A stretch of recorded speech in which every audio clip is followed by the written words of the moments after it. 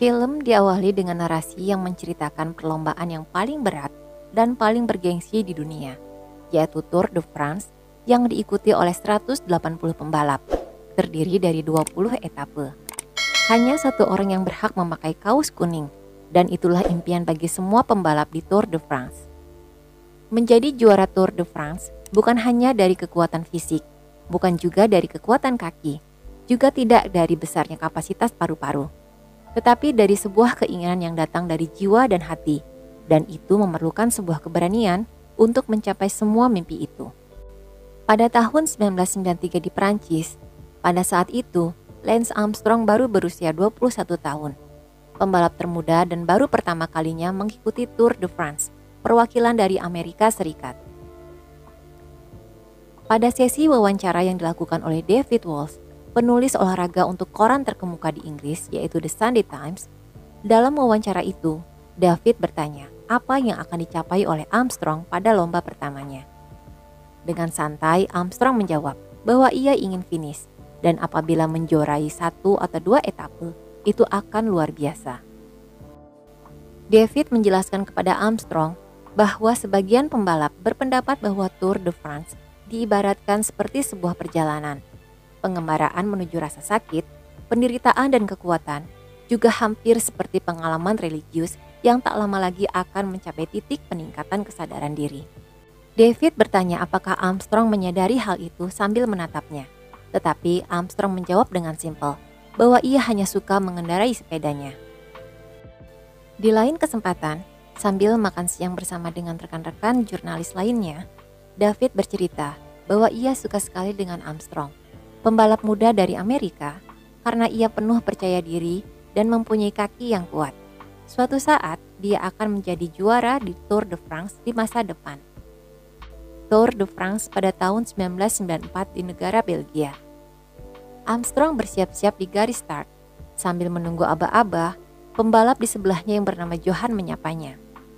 Dia mengatakan bahwa Armstrong bisa menjuarai seluruh pertandingan di Amerika, tetapi tidak akan menang di Tour de France, terutama di etape pegunungan. Sambil menunjuk beberapa pembalap di depannya, dia menambahkan, hal itu dikarenakan pembalap lain yang berada di depannya mempunyai sel darah merah yang lebih banyak di darahnya, dan itu berarti oksigen mereka lebih banyak. Mendengar hal itu, Armstrong sedikit turun mentalnya, dan hal itu terbukti benar. Armstrong tercecer jauh di belakang di stage pegunungan itu.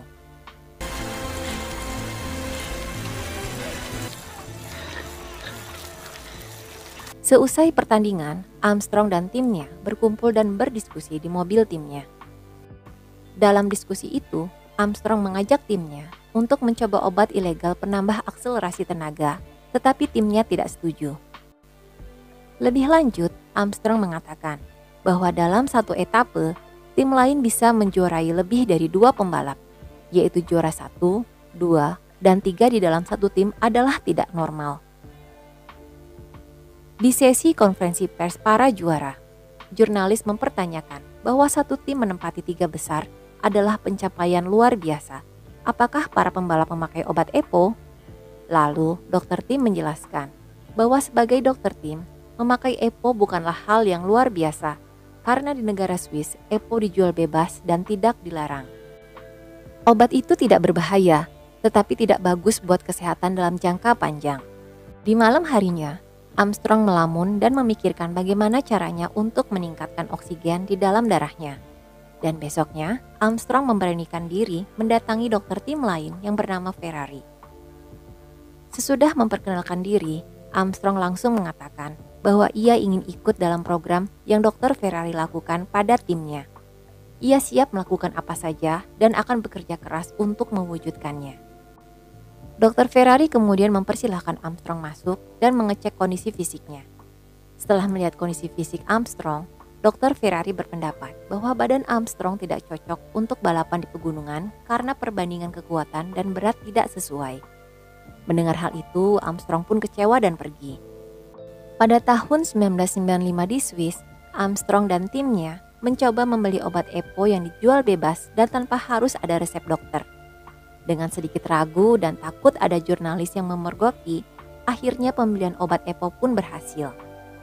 Dan pada tahun 1995, Armstrong pun berhasil menjadi juara pada beberapa etape.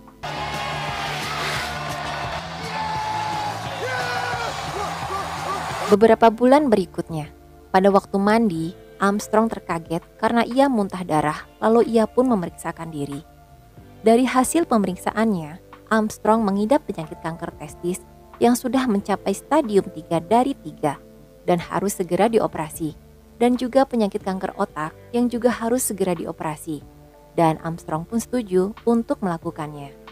Dan operasi pun berhasil. Dalam masa pemulihan, Armstrong dikunjungi oleh teman satu timnya.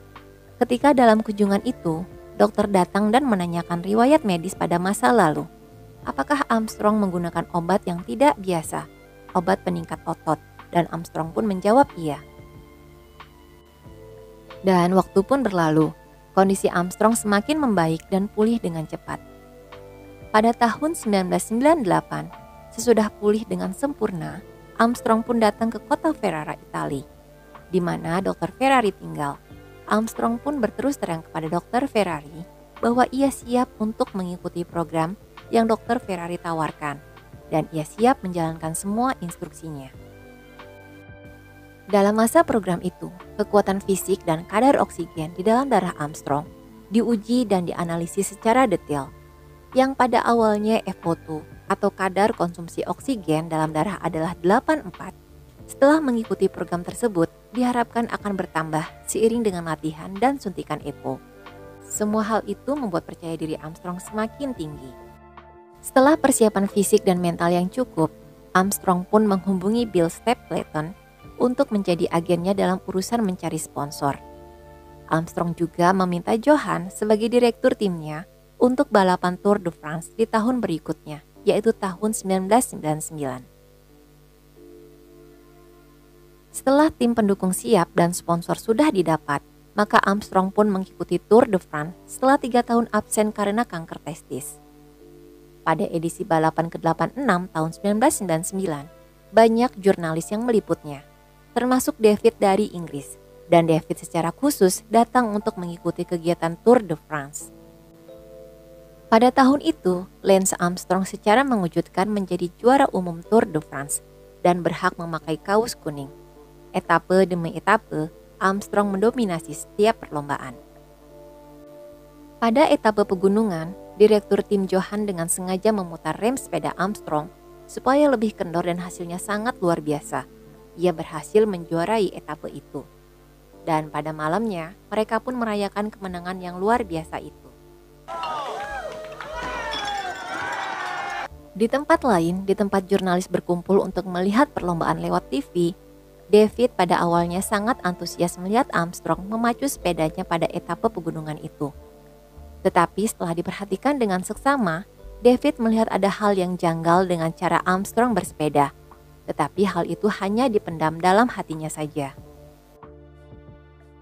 Pada acara makan malam di antara teman-teman jurnalisnya, David mengungkapkan bahwa Armstrong banyak menggunakan remnya untuk memperlambat lajunya pada waktu menanjak di etape pegunungan, dan hal itu sangat aneh. Lebih lanjut, David menjelaskan bahwa Armstrong terbiasa dikalahkan pembalap spesialis pegunungan dengan mudah. Tetapi pada hari ini, Armstrong dengan mudah mengalahkan mereka. Padahal pada tahun 1993, sebelum Armstrong sakit, Armstrong finish di urutan ke-39. Untuk orang yang baru sembuh dari kanker dan menjadi juara adalah hal yang aneh. Dan David mempunyai kecurigaan bahwa Armstrong menggunakan doping. David pun mencari informasi lebih jauh dengan mewawancarai seorang pembalap. Ia bilang bahwa betul di Tour de France ini masih ada yang menggunakan doping termasuk Armstrong. Karena hari ini Armstrong sangat di luar dugaan. Di hari berikutnya, ketika Armstrong sedang diterapi pijit kaki, ia mendapat telepon bahwa ia terindikasi positif kortison dan Armstrong meminta dijadwal ulang untuk tes dopingnya. Dengan alasan ia memakai obat oles krim untuk luka lecet karena sadel sepedanya. Lewat kurir sepeda motor, tim Armstrong mendapat suplai EPO secara rutin dan memakainya dengan penuh hati-hati dan rahasia. Setiap bekas jarum suntiknya dibuang dengan sangat rapi dan hasilnya Armstrong dan timnya selalu mendominasi setiap etape. Armstrong moving up. Ripped of all his teammates and he's trying to do a Sestria. Armstrong still. Hingga pada suatu saat, timnya Armstrong mendapat kunjungan dari tim anti-doping secara tiba-tiba. Dengan sigap, Armstrong memasukkan cairan infus untuk menetralisir EPO yang ada di dalam darah, dan hasilnya Armstrong dinyatakan negatif dari EPO. Di Amerika, negaranya Armstrong, ia dielulukan sebagai pahlawan karena ia membuktikan bahwa penyakit kanker bisa diatasi, dan hal itu bukan halangan untuk menjadi juara Tour de France. Armstrong pun mendirikan yayasan dengan nama Livestrong, badan amal untuk membiayai riset tentang kanker dan tumor, dan hal itu membuat Armstrong semakin dihormati. Di tahun berikutnya, tahun 2000 dan tahun 2001, Armstrong menjadi juara lagi dan menjadi 3 kali juara berturut-turut. Yayasan Livestrong juga membuat gelang Livestrong yang berhasil mengumpulkan dana $50 juta untuk penelitian kanker. Dan di sela-sela masa rehat dari balapan, Armstrong datang juga ke rumah sakit kanker hanya untuk memberi semangat kepada para pasien. Sementara itu, David mendapat kabar bahwa Dr. Ferrari telah ditangkap oleh polisi Italia karena ada transaksi keuangan yang mencurigakan. Dalam penangkapan itu, polisi menyita barang bukti yaitu sebuah buku harian Dr. Ferrari. Disebutkan bahwa pada tahun 1997, timnya Armstrong datang mengunjungi Ferrari, dan hal itu membuat rasa penasaran David untuk menyelidiki Armstrong muncul kembali. Tetapi atasannya David tidak menyetujuinya bila buktinya tidak kuat. Sementara itu, Johan, direktur tim Armstrong, berkata bahwa timnya kekurangan 1 orang pembalap dikarenakan ada pembalap yang keluar, dan ia menemukan pembalap yang luar biasa yang bernama Floyd. Setelah wawancara dengan Armstrong, Floyd pun diterima menjadi anggota tim setelah membuat persetujuan akan mengikuti dan menjaga rahasia segala program yang diberikan oleh tim. Floyd pun diajarkan oleh Armstrong untuk memakai EPO secara benar dan detail, dan juga triknya supaya tidak terdeteksi oleh tim anti-doping. Dengan masuknya Floyd di tim, membuat Armstrong menjadi tak terbendung, sehingga di tahun berikutnya, yaitu tahun 2002 dan 2003, Armstrong menjadi satu-satunya pembalap Amerika yang menjuarai Tour de France 5 kali berturut-turut. Seiring dengan waktu, dengan ditangkapnya Dr. Ferrari oleh polisi, Armstrong pun mendapat tudingan bahwa ia berafiliasi dengannya, sehingga mengharuskan Armstrong membuat pernyataan di publik bahwa ia tidak menggunakan obat karena ia tidak pernah dites positif menggunakan peningkat kinerja. Pada suatu malam, Floyd kecewa dengan direktur timnya karena sepeda-sepedanya dijual untuk membiayai programnya Dr. Ferrari. Sedangkan Armstrong hidup penuh dengan kemewahan, padahal timnya kekurangan uang. Hal itu mengakibatkan kontrak Floyd tidak diperpanjang di akhir musimnya. Di lain tempat, David mendapatkan informasi berharga dari istri pembalap bekas timnya Armstrong, Betsy Andrew, bahwa pada bulan Oktober 96 saat Armstrong di rumah sakit. Ketika itu, ia dan suaminya datang berkunjung. Dokter masuk dan menanyakan apakah Armstrong di masa lalu pernah menggunakan obat peningkat kinerja. Lalu Armstrong menjawab bahwa ia menggunakan EPO, pertumbuhan hormon dan kortison. Mendengar hal itu, David pun melaporkan kepada atasannya, meminta izin untuk melanjutkan investigasi Armstrong, dan atasannya pun merestui. Untuk memperkuat bukti, David pun mewawancarai terapis yang biasa digunakan jasanya oleh tim Armstrong. Dari keterangannya, didapat informasi bahwa semua tim menggunakan obat EPO, dan ada juga bekas pembalap di timnya Armstrong yang memberikan kesaksian bahwa Armstrong menjadi pemimpinnya dalam pemakaian obat EPO. Selagi makan malam bersama keluarganya, David mendapat telepon dari Bob Hammam, sebuah perusahaan asuransi. Bob mengatakan bahwa jika Armstrong terbukti bersalah, maka perusahaannya tidak akan memberikan bonus kepada Armstrong. Maka Bob ingin memastikan David bahwa berita yang ia tulis hendaknya benar dan valid. Setelah mendapatkan bukti dari hasil wawancara dengan para saksi mata yang terlibat langsung dengan Armstrong, maka berita pun diterbitkan, yang mengakibatkan Armstrong marah besar pada David dan berencana akan menuntut balik kepada David. Dan konferensi pers pun digelar besar-besaran. Dalam konferensi pers itu, Armstrong bilang bahwa ia belum pernah sekalipun terindikasi positif dalam pemakaian obat ilegal, dan sepertinya para pers mempercayai hal itu. Dan akhirnya pada sidang pengadilan, Lance Armstrong tidak terbukti memakai doping, sehingga David Walsh diwajibkan membayar 300.000 pound sterling kepada Armstrong karena melakukan tuduhan tanpa bukti. Bob Hamann juga diharuskan membayar bonus sebesar 5 juta atas kemenangan Armstrong di Tour de France. Pada tahun 2005, Armstrong pun masih menjuarai Tour de France yang ke-7 kalinya. Dan akhirnya, ia memutuskan untuk pensiun dari sepeda dan fokus hanya untuk mengembangkan yayasannya dan juga membintangi beberapa iklan komersial. It's good for you. Sedangkan di tahun 2006, bekas rekan timnya Armstrong yaitu Floyd menjuari Tour de France berikutnya. Tetapi setelah dia dites doping, ternyata di sampel urinnya positif mengandung testosteron, sehingga gelar juaranya pun dicabut. Tetapi pada saat konferensi pers, Floyd membantah telah menggunakan doping, dan hal itu disaksikan oleh Armstrong lewat televisi. Dan pada tahun 2009, Armstrong pun berniat kembali mengikuti Tour de France, dan hasilnya ia juara ketiga. Dan hal itu adalah hasil yang luar biasa setelah sekian lama absen. Pada tahun 2010, Floyd datang ke USADA, organisasi anti-doping, untuk membuat pengakuan yang selama ini ia pendam.